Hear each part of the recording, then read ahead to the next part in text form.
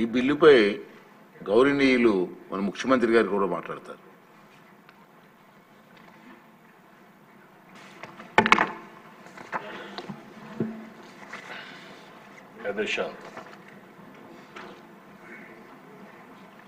ఏదైతే ఈరోజు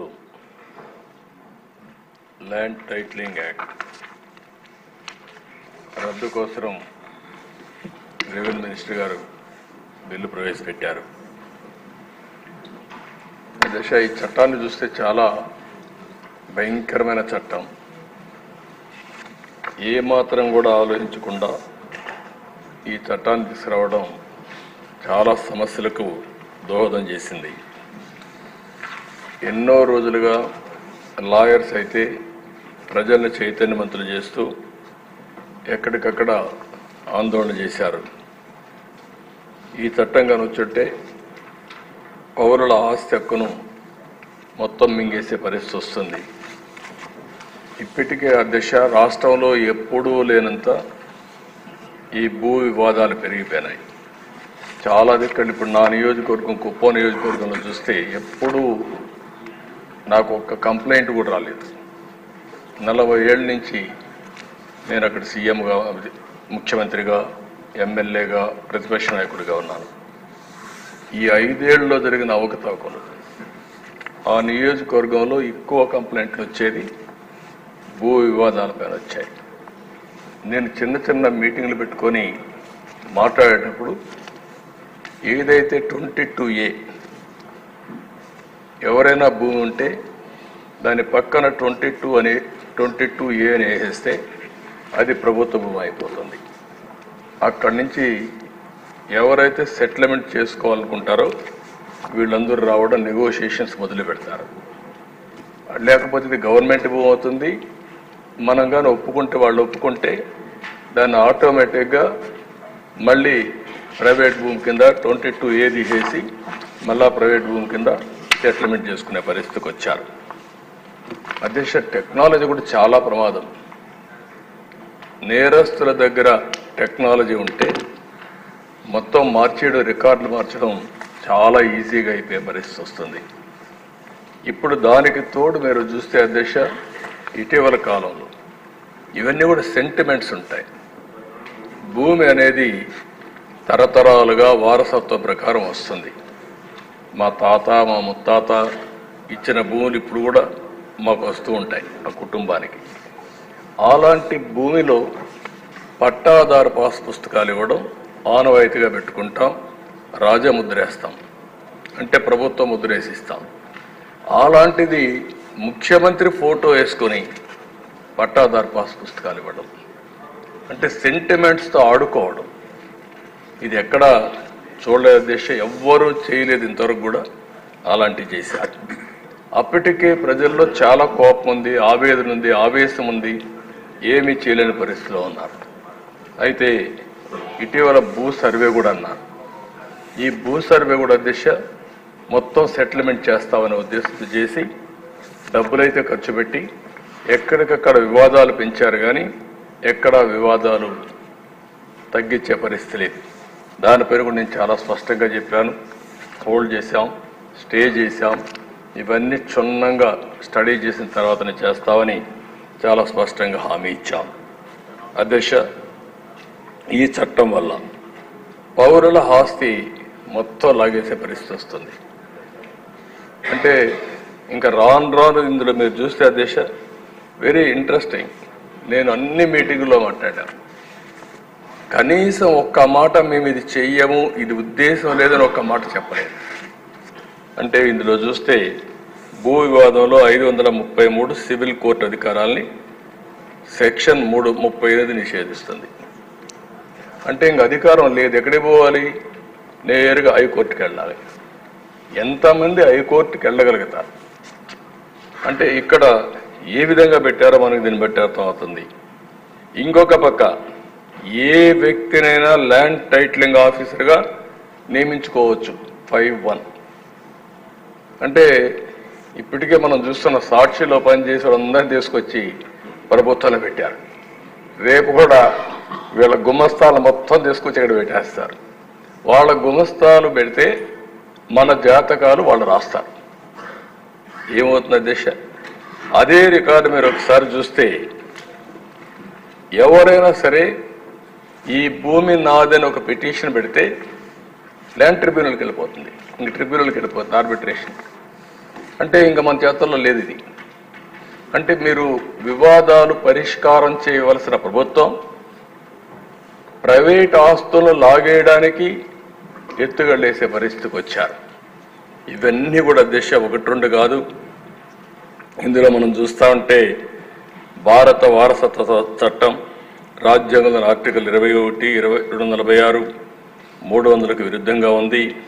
ఇంకో పక్క ఈ సెక్షన్లో ఉండేటువంటి ఈ చట్టంలో ఉండే సెక్షన్లు 10, 13, 14, 15, 25, 34, 36, 46 రాజ్యాంగ విరుద్ధంగా ఉన్నాయి. ఇవే కాకుండా ఈ చట్టాన్ని అమల్లోకి తెస్తూ జారీ చేసిన జీవో నెంబర్ 512 రహస్యంగా దాచిపెట్టారు. మనం అడిగితే దానికి సమాధానం కూడా చెప్పలేని పరిస్థితి వచ్చారు.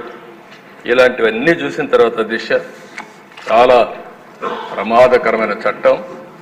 నేను మిత్రులు పవన్ కళ్యాణ్ గారు కూడా కొన్ని మీటింగుల మీద చాలా స్పష్టంగా హామీ ఇచ్చాం. మేము వచ్చిన వెంటనే ఈ చట్టాన్ని రద్దు చేస్తామని చెప్పాం. ప్రజలు నమ్మారు. ఎంత భయంకరంగా అంటే దిశ ఒక అభద్రతా భావనకు లోనయ్యారు. మళ్ళీ దుర్మార్గమైన ప్రభుత్వం వస్తే మా ఆస్తులకు మాకు రక్షణ ఉండదు అనే పరిస్థితికి వచ్చారు. అధ్యక్ష కొంతమంది ఇక్కడి నుంచి అమెరికాకి వెళ్ళారు, వాళ్ళకి భూములు ఉన్నాయి, వేరే దేశాలకు వెళ్ళారు, వేరే రాష్ట్రాలకు వెళ్ళారు.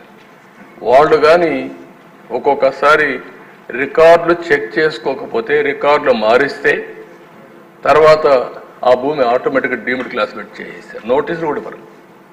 ఇలాంటి చాలా ఉన్నాయి అధ్యక్ష. ఏది ఏమైనా మేము చెప్పాం, చెప్పిన తర్వాత చాలా స్పష్టంగా హామీ ఇచ్చాం.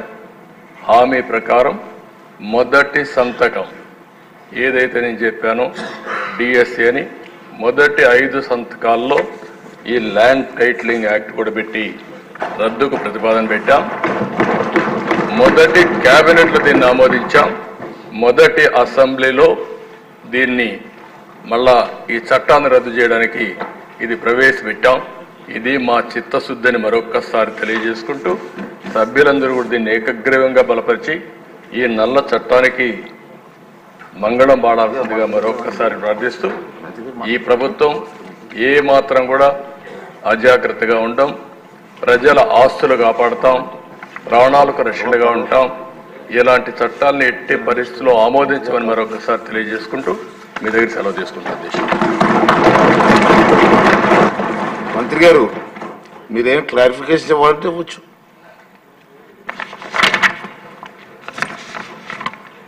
అందరూ కూడా ఏకగ్రీవం హర్షించారు అధ్యక్ష. ఎందుకంటే రిపీల్మెంట్ అనేది ఈ యాక్ట్ ఒక రిపీల్మెంట్ ఎంత అవసరమో సామాన్య మనిషితో పాటు ప్రతి ఒక్క అంటే ఆస్తి ఉన్నప్పటికీ లేనప్పటికీ కూడా ఇలాంటి చట్ట వ్యతిరేకమైనటువంటి నల్ల చట్టాలు ఉన్నటువంటి ఈ యొక్క ఇది ల్యాండ్ టైటిలింగ్ యాక్ట్ తేవడం అనేది ఎంత లోపభూయిష్టమో, ఎంతమంది భూ హక్కుదారులు నిద్రలేని రాత్రులు గతంలో గడిపారో అందరికి తెలుసు. కాబట్టి అధ్యక్ష ఈ సభతో పాటు బయట సమాజంలో ప్రతి ఒక్కరు కూడా ఈ రిపీల్మెంట్ని హర్షిస్తున్నారు అధ్యక్ష. ఏదైతే మన సోదరులు సాంబశివరావు గారు, అలాగే సోదరి ప్రశాంత్ రెడ్డి గారు, అలాగే గణబాబు గారు సోదరులు, అలాగే పెద్దలు బుచ్చయ్య చౌదరి గారు, ఆదినారాయణ రెడ్డి గారు, పెద్దలు మనోహర్ గారు, అలాగే గౌరవ ముఖ్యమంత్రి గారు కూడా చాలా క్లియర్గా ఎందుకు మనం ఈ రిపీల్మెంట్ యాక్ట్కి వెళ్తా ఉన్నామో, అలాగే ఏది అయితే రీసర్వే సపరేట్ సబ్జెక్ట్ అయినప్పటికీ కూడా దాంట్లో కూడా ఏదైతే ఈ యొక్క ప్రచార ఆర్భాటం అలాగే అధికార మదంతో ఈ యొక్క floor leader YCP floor leader చేశాడో అవన్నీ కూడా చాలా చక్కగా ఎక్స్ప్లెయిన్ చేశారు అధ్యక్ష. అందుకనే అధ్యక్ష ఈ సభని అలాగే మిమ్మల్ని ప్రత్యేకంగా ఏదైతే ఇంట్రడ్యూస్ చేయడానికి అలాగే కన్సిడర్ చేయడానికి కూడా పూర్తిగా ఏకతాటి మీద అందరూ కూడా సపోర్ట్ చేసిన అందరూ కూడా కృతజ్ఞత తెలియజేస్తున్నాను అధ్యక్ష. థ్యాంక్ యూ అధ్యక్ష.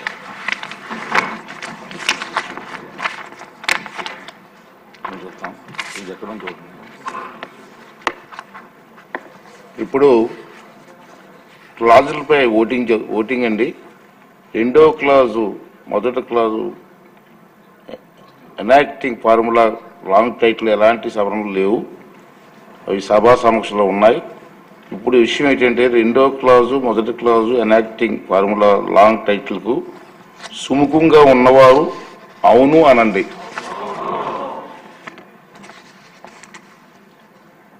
అవునన్నారు, అందరూ అవునన్నారు, కాదన్నవారు లేరు.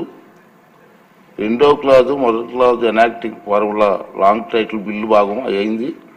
రెవెన్యూ రిజిస్ట్రేషన్ మరియు స్టాంపులు సభా సమక్షంలో శాంపుల్ శాఖ మంత్రి గారు ఆంధ్రప్రదేశ్ భూమి హక్కు యాజమాన్య రద్దు బిల్లు 2024ను ఆమోదించేందుకు అనుమతి కోరుతారు. I beg to move that the bill be passed. ఇప్పుడు విషయం బిల్లును ఆమోదించడం. ఈ ప్రతిపాదనకు సుముఖంగా ఉన్నవారు అవును అనండి, వ్యతిరేకంగా ఉన్నవారు కాదు అనండి. అవునన్నారు, అందరూ అవునన్నారు, కాదన్నవారు లేరు. ప్రతిపాదన ఆమోదించడమైనది. బిల్లు సభ ఆమోదం పొందినది.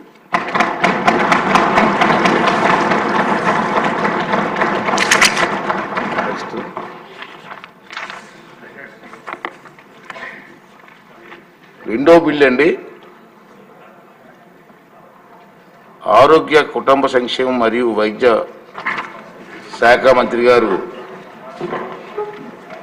డాక్టర్ వైఎస్ఆర్ ఆరోగ్య విజ్ఞాన శాస్త్రముల విశ్వవిద్యాలయ సవరణ బిల్లు 2024ను